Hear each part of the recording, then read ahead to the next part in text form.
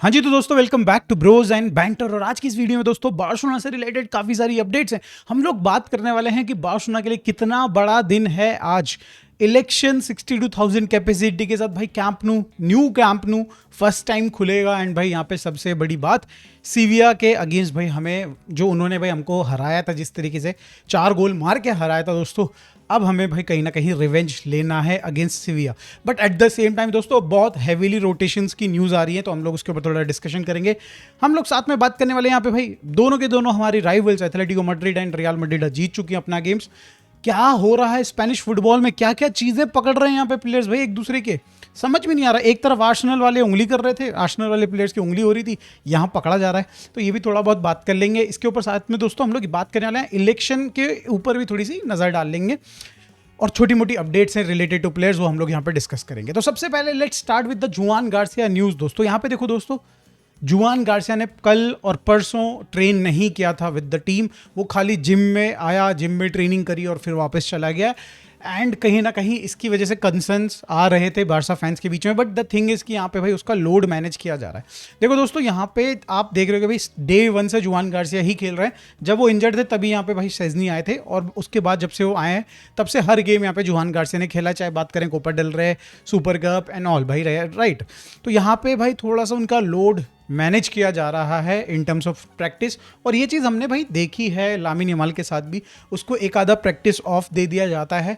And हम लोग यहाँ पे सिमिलरली बाकी प्लेयर्स के साथ भी सारी चीज़ें देख चुके हैं। बट इसके सिवाय दोस्तों, जुआन गार्सिया के सिवाय अगर हम लोग बात करें तो गावी बहुत ही पॉजिटिव साइन दिया जा रहा है। और भाई यहाँ पे मोस्ट प्रॉब्ली हांसी फ्लिक ने इंटरव्यू में कहा है कि maybe we can play him for some minutes. भाई तो यहाँ पे गावी को शायद से मिनट्स भी मिल सकते हैं, 4-5 मिनट जो भी मिलता है दोस्तों। यहाँ पे हम लोग बात करें, यहाँ पे दो ऐसे प्लेयर्स हैं जो कि स्क्वाड में बहुत कम दिखते हैं भाई। ऑल्दो भाई मतलब एक तो खैर अभी जस्ट आया है एस्पार्ट, जावी एस्पार्ट, उसको यहाँ पे स्टार्टिंग लाइनअप में चांस मिलने के बारे में थोड़ा इंडिकेशंस आ रही है। तो दैट मीन्स कि भाई राइट बैक पोजीशन में जावी एस्पार्ट खेल सकते हैं। हमने वो 5 मिनट का एक भाई उनका एक कैमियो देखा था पिछले गेम में अगेंस्ट न्यूकासल, और काफ़ी इंटरेस्टिंग रहा। एंड लेट्स सी दोस्तों कि क्या होता है क्या नहीं होता है, बिकॉज अगर आप देखें तो दोस्तों यहाँ पे अरोहो से अटैकिंग वाइज कुछ नहीं हो पा रहा था। तो यहाँ पे क्या जावी एस्पार्ट अगेंस्ट सेविया, जो कि मतलब obviously they can harm us in terms of offence, but La Liga में वो इंटेंसिटी, उतनी फिजिकलिटी नहीं है जो भाई प्रीमियर लीग की टीम्स हमें चैंपियंस लीग में दे सकती हैं। एंड दैट इज वाई यहाँ पे शायद से ये रोटेशन सेंस बनाता है। एट द सेम टाइम दोस्तों दूसरा प्लेयर जो है यहाँ पे भाई वो है रूनी बारजी, जिसको यहाँ पे कंसीडर किया जा रहा है, लामिन यमाल को रेस्ट देके उसको खिलाने के बारे में कंसीडर किया जा रहा है। तो देखो दोस्तों, ये जो स्क्वाड है हम लोग इसके ऊपर बात ज़रूर करेंगे आखिरी में कि क्या स्क्वाड मेरे हिसाब से होगी। बट भाई यहाँ पे रूनी बारजी को मेरे को लगता है पर्सनली टाइम देना चाहिए। But at the same time क्योंकि ये बहुत ही ज़्यादा हैवीली रोटेटेड स्क्वाड हो जाएगी, रफीनिया भी रेस्ट करवा दिया जाएगा, तो भाई क्या लामिन यमाल को भाई रेस्ट देना या फिर आप बात करें स्टार्ट नहीं देना एक सेंसिबल डिसीजन होगा? प्लीज़ आप बताइएगा ज़रूर, क्या रूनी बारजी यहाँ पे स्टार्ट करना चाहिए बार्सिलोना के लिए?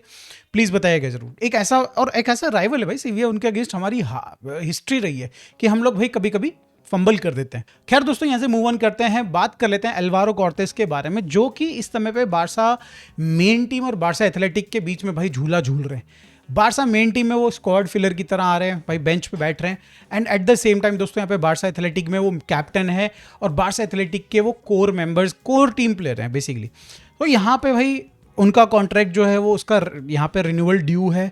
और यहाँ पे जितनी भी पॉजिटिव जो न्यूज़ आ रही हैं वो यही कह रही हैं, बताया जा रहा है कि भाई एल्वारो कॉर्टेस यहाँ पे डेफिनेटली रिन्यू करने वाले हैं। और यहाँ पे बार्सिलोना ने उनको प्रमोट तो नहीं किया भी, खैर इस तरीके से नहीं बोल सकते इस चीज़ को, बट भाई यहाँ पे मेन टीम में एटलीस्ट बेंच पे लेके आए, ट्रेनिंग करवा रहे हैं उनका। तो इसके साथ यहाँ पे थोड़ा पॉजिटिविटी एल्वारो कॉर्टेस को इन टर्म्स ऑफ भाई उनके करियर इन बार्सिलोना उनको दिख रही है। एंड भाई इसके चलते वो अग्री कर रहे हैं इस समय पे कॉन्ट्रैक्ट रिन्यूअल के लिए।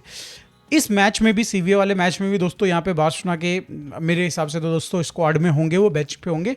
और अगर चांस रहा दोस्तों, there is a good chance कि यहाँ पे उसको भी 10-15 मिनट शायद से खेलने को मिल जाए, because he is a left centre back. And भाई लेफ्ट सेंटर बैक में भाई बार्सिलोना कितनी इस समय पे स्ट्रगल कर रही है, यू नो राइट।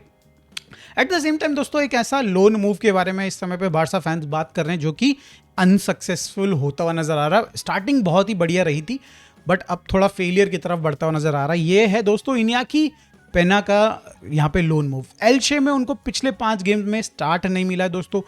एंड ऐसे में उसकी जो मार्केट वैल्यू है वो डेफिनेटली हिट लेगी। एक टाइम पे उसकी मार्केट वैल्यू 25 मिलियन यूरोस तक पहुंच चुकी थी जब उसको बढ़िया स्टार्ट मिले थे, वो बढ़िया कर भी रहा था, बट ड्यू टू उसका थोड़ा सा फॉर्म का issue, at the same time दोस्तों यहाँ पे कुछ ऐसे उसके जो लोन है उसमें कुछ क्लॉज हो सकते हैं जिसकी वजह से यहाँ पे एल्शे थोड़ा सा उसको एक सर्टेन अमाउंट ऑफ मिनट्स नहीं देना चाहती है। मे बी देखो दोस्तों यहाँ पे publicly there is no data, but यहाँ पे कई सारे लोगों के मैं कमेंट्स पढ़ रहा था सोशल मीडिया में जो ये कह रहे थे कि अगर एल्शे उसको सर्टेन अमाउंट ऑफ मिनट्स या फिर गेम्स खिला लेती है तो कहीं ना कहीं उनको एक थोड़ा सा ज़्यादा अमाउंट पे करना पड़ेगा बार्सिलोना को, लोन का जो फी होती है या फिर उसकी सैलरी की जो बात होती है बेसिकली। यहाँ पे अगर आप देखें करंट जो स्ट्रक्चर है उसका लोन का, तो 80-20 का स्ट्रक्चर को फॉलो कर रही है एल्शे। 20% वो पे कर रहे हैं, 80% हम लोग यहाँ पे इनियाकी की सैलरी पे कर रहे हैं। एंड भाई ये एक बहुत ही बुरी बात है भाई हम लोगों ने सबका ठेका ले रखा है, अंसू फाती का ठेका ले रखा है, अभी भाई आपको देख ही रहे हैं यहाँ पे टर स्टेगन का ठेका ले रखा है, एंड भाई इनियाकी का भी ठेका ले रखा है।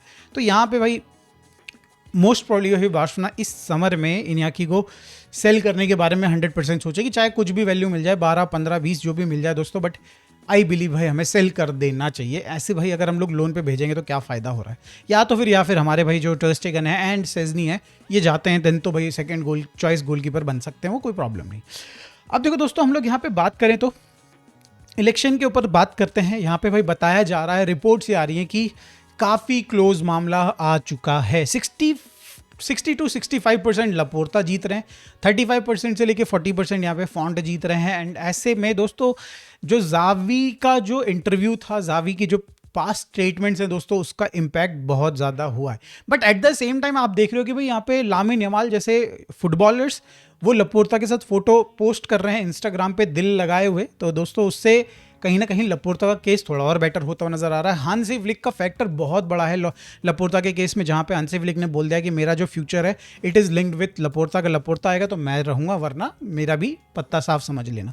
तो यहाँ पे भाई आज का दिन बहुत बड़ा है इलेक्शन के लिए। बताया जा रहा है कि players after the match they will be voting, तो मतलब भाई यहाँ पे रिजल्ट मोस्ट प्रोबेबली भाई जो आएगा, मोस्ट प्रोबेबली दोस्तों रात के 12-1 बजे के करीबन ही आएगा। एंड लेट्स सी दोस्तों अगर हम लोग उठे रहे तो एक रील सुबह सुबह आपकी फीड में आ जाएगी, वरना भाई देखी जाएगी, राइट, देखी जाएगी। अब हम लोग यहाँ पे मैच के ऊपर आ जाते हैं दोस्तों। यहाँ पे मैच में जैसे मैंने कहा भाई हेविली रोटेटेड स्क्वाड के बारे में बात की जा रही है। देखो मैच अगर बार्सिलोना अपनी इंटेंसिटी पे खेलती है, पिछले गेम को अगर भूल जाए हम लोग, अगर हम लोग इस गेम पे फोकस करें तो और हम लोग अपनी इंटेंसिटी पे खेलते हैं, चाहे हम लोग स्क्वाड रोटेशन भी कर रहे हो, तो भाई इजी हम लोग गेम निकाल सकते हैं।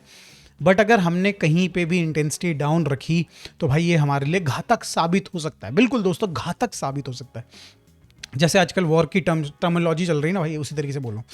अगर जो अभी इस समय पे जो रिपोर्ट्स आ रही हैं उस हिसाब से अगर मैं आपको बताऊं कि ये क्या स्क्वाड खेल सकती है इस गेम में, तो भाई Rashford on the left hand side, Farhan as a up top striker and Rooney बार्जी, ये सुनने में आ रहा अभी तक। भाई मेरा रूनी बार्जी से रिलेटेड थोड़ा सा एक क्वेश्चन है कि बहुत ही अनस्टेबल हमारा फ्रंट थ्री हो जाएगा। देखो रूनी बार्जी पर्टिकुलरली मैं ये नहीं बोल रहा कि वो अनस्टेबल करेगा, बट मैं बोल रहा हूँ तीनों के तीनों मिलकर अनस्टेबल कर देंगे दोस्तों। रैशफोर्ड यू नो कि भाई कभी कभी नहीं कर पाता है, फरहान कभी कभी करता है, कभी कभी ही करता है। रूनी बार्जी भाई एक ऐसा फैक्टर है जिसमें थोड़ा कॉन्फिडेंस की कमी बिकॉज ऑफ भाई लैक ऑफ मिनट्स, यहाँ पे उसकी वजह से उसकी कॉन्फिडेंस जो है थोड़ा सा डाउन रहता है, तो मे बी यहाँ पे भाई कुछ प्रॉब्लम्स आ सकती हैं। बट अगर हम लोग बात करें भाई इनके पीछे जो मेन जो मिडफील्ड है हमारी, भाई क्या यहाँ पे पेड्री खेलेगा, एंड द आंसर इज कि भाई यहाँ पे बताया जा रहा है कि वो बेंच से स्टार्ट करेगा। Casado will play in place of यहाँ पे Bernal, Olmo will play in place of आपका Pedri, and Fermin will play in place of उसी की जगह पे। यस, तो यहाँ पे ऑल्मो फर्मीन दोनों के दोनों को स्टार्ट मिलने वाली एक अच्छी न्यूज़ नहीं है। But at the same time दोस्तों हमारी मिडफील्ड में सबसे ज़्यादा जो रोटेटेड दो प्लेयर्स हैं वो ऑल्मो एंड फर्मीन है अगर देखी जाए, क्योंकि एक प्लेयर खेलता है सेकेंड हाफ में 60th मिनट में दूसरा प्लेयर आ जाता है, तो इनको रोटेट ठीक ठाक किया गया। कसाडो इज कम्प्लीटली फ्रेश, तो भाई इस गेम में वो अच्छा करेंगे, we know. And maybe भाई एट द एंड भाई यहाँ पे बर्नाल या फिर टॉमी मार्क्यूस जैसे प्लेयर्स को भी जगह मिल सकती है, या फिर भाई यहाँ पे एस्पार्ट को एज अ डीएम भी खिलाया जा सकता है because he can play in that role as well. अब अगर हम लोग बात करें दोस्तों तो back line will be very interesting for me. भाई मेरे हिसाब से दोस्तों लेफ्ट बैक वाली पोजीशन में कंसेलो को आज रेस्ट दिया जाएगा, Gerard Martin will play in that position, Eric Garcia will play as a LCB, and Araujo will play as a right centre back. Right hand side पे राइट बैक में दोस्तों Xavi aspart को यहाँ पे जगह मिलेगी, जिस तरीके से मैंने कहा रिपोर्ट्स आ रही हैं। एंड जुआन गार्सिया विल प्ले बिकॉज भाई यहाँ पे लोड मैनेज किया जा रहा, गेम मैनेज नहीं किया जा रहा भाई, लोड ही मैनेज किया जा रहा, दैट्स इट। तो दोस्तों ये एक लाइनअप है। और जिस तरीके से मैं बोल रहा था कि भाई अल्वारो कॉर्टेस को भी यहाँ पे ट्राई किया जा सकता है, तो मे बी भाई यहाँ पे 10-15 मिनट उसके भी शायद से उसको एक एज अ डेब्यू भी मिल जाए इस गेम में, क्योंकि यहाँ पे हांसी फ्लिक ने उसको स्पेसिफिकली बोला था, बेलिती जो हमारे बारसा एथलेटिक के जो हमारे कोच हैं उनको स्पेसिफिकली बोला था कि उसके 45 मिनट से ज़्यादा मत खिलाना उसको, जो गेम था जिरोना के अगेंस्ट, जो कि दोस्तों हम लोग हार चुके हैं, उसके बारे में बात करना भूल गया। यस, तो वो गेम हम लोग हार चुके हैं। उसमें बहुत सारे, मतलब मेरे हिसाब से जो एक लौता गोल पड़ा है उसमें द प्रॉब्लम वर्स कि भाई वो थोड़ा सा कॉन्ट्रोवर्शियल है, उसमें डिसीजन सही नहीं गया है लाइन्समैन का, और यहाँ पे शायद से ऑफसाइड थे प्लेयर और गोल हुआ है, और पर्टिकुलरली हैंड भी दिया गया, जो कि जिसकी वजह से पेनल्टी मिलती है जिरोना को एंड दे स्कोर इट भाई, ठीक है। बट उसके सिवाय अगर बारसा एथलेटिक, बीच में मैं थोड़ा सा प्लग इन कर रहा हूँ, बारसा एथलेटिक की परफॉर्मेंस को अगर आप देखें तो we were trying a lot, ball अंदर ही नहीं जा रही थी। कई सारे ऐसे गेम्स बार्सिलोना के आपने भी देखे, हम लोग शॉट ले रहे हैं भाई, बॉल अंदर ही नहीं जा रही, गोलकीपर बहुत बढ़िया कर रहा है। उस तरीके का गेम था दोस्तों कल। और अगर आप देखेंगे बारसा एथलेटिक की भी टीम काफ़ी ज़्यादा हैविली रोटेटेड थी। जुवेनाइल बी के और ए के प्लेयर्स को डाला गया था कल के गेम में बारसा एथलेटिक की टीम में, एंड काफ़ी सारे मेन प्लेयर्स को यहाँ पे रेस्ट दिया गया था ड्यू टू भाई इतनी सारी इंजरीज आ रही हैं, उनको देने की भी ज़रूरत थी। तो yes, coming back to Barcelona, कहाँ मैं बीच में आपको बारसा एथलेटिक के दर्शन करा के आ गया। तो ये रहेगी दोस्तों स्क्वाड। अल्वारो कॉर्टेस भी शायद से यहाँ पे पार्टिसिपेट कर पाएंगे। एंड फॉर मी दोस्तों ये गेम अगर हम लोग देखो यही तो प्रॉब्लम है, बार्सिलोना कौन सी खेलेगी we don't know. Intensity manage करने वाली टीम खेलेगी या फिर भाई लो इंटेंसिटी वाली गेम मैनेज करने वाली टीम खेलेगी। अगर हम लोग गेम मैनेज कर रहे हैं तो दोस्तों it will be very tough for us, because भाई यहाँ पे सीविया पेल सकती है दोस्तों हमें। बट अगेन भाई मैं ये मान के चल रहा हूँ हम लोग जीतेंगे, क्योंकि अगर आप देखें भाई यहाँ पे रियल मैड्रिड और एथलेटिको मैड्रिड दोनों ने अपने अपने गेम्स निकाल लिए हैं। रियल मैड्रिड समहाउ भाई उन लोगों ने भाई अपना सीजन को टर्न अराउंड कर रहे हैं, ऐसा लग रहा है 4-1 के साथ बहुत ही क्लिनिकल तरीके से गेम को उन्होंने फिनिश किया है।